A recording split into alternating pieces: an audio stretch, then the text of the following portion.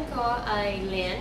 Ang practice ko ngayon ay isang nursing home. Ang populasyon niya ay mga matatanda.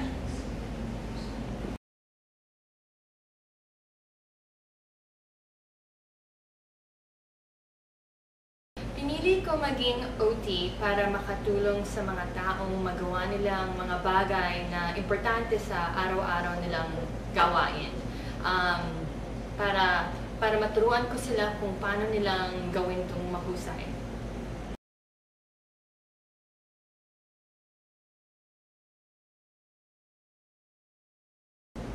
Ang paborito kong aspeto sa aking profesyon, maliban sa pwede mong pagtulong sa tao, ay ang OT ay nakakabigay ng malaking oportunidad para makapagtulong sa mga tao sa iba't ibang edad at iba't ibang sakit. Maliban pa doon ay ang OT ngayon ay in demand, so mas madaling makakuha ng trabaho.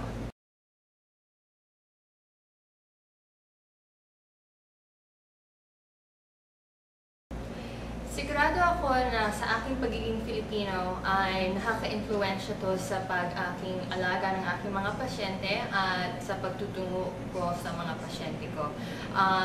Bilang Pilipino, ako ay tinuruan na parating igalang ang mas nakakatanda sa akin. So, ang pag-alaga ko sa kanila ay yun ang parating iniisip ko habang sila ay binibigyan ko ng therapy.